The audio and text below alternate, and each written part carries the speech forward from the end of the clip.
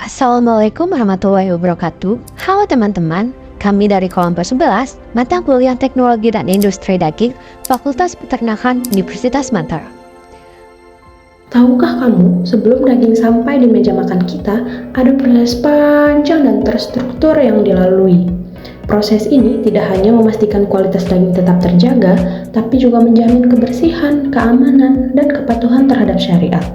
Dalam penjelasan kali ini, kita akan membahas tahapan demi tahapan proses pemotongan pada sapi. Mulai dari pemeriksaan awal oleh dokter hewan, hingga daging siap dikemas dan didistribusikan.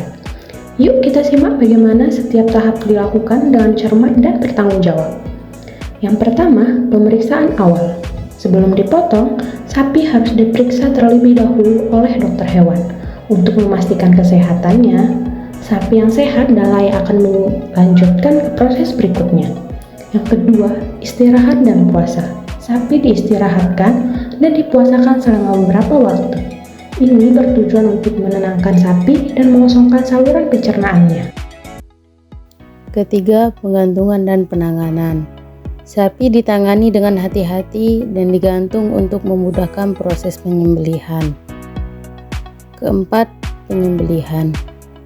Penyembelihan dilakukan oleh juru sembelih halal dan profesional sesuai dengan kaidah syariat dan kesejahteraan hewan. Yang kelima, pengeluaran darah. Setelah disembelih, darah dari tubuh sapi dikeluarkan sepenuhnya agar daging lebih higienis dan layak dikonsumsi.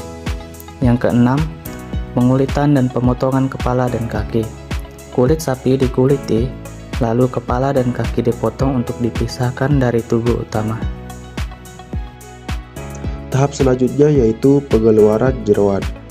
Jeroan merah seperti hati, usus, dan lainnya dikeluarkan dari dalam tubuh sapi untuk diproses lebih lanjut. Dan tahap selanjutnya itu pemeriksaan pasca potong. Dokter hewan kembali memeriksa daging dan organ dalam untuk memastikan tidak ada penyakit dan daging aman untuk dikonsumsi. Yang kesembilan adalah pemotongan karkas. Tubuh sapi yang telah dibersihkan disebut karkas. Karkas ini dipotong sesuai standar dan kebutuhan. Dan yang terakhir adalah pengemasan dan distribusi. Daging sapi yang sudah dipotong dan diperiksa, dikemas dengan rapi, lalu didistribusikan ke pasar atau konsumen.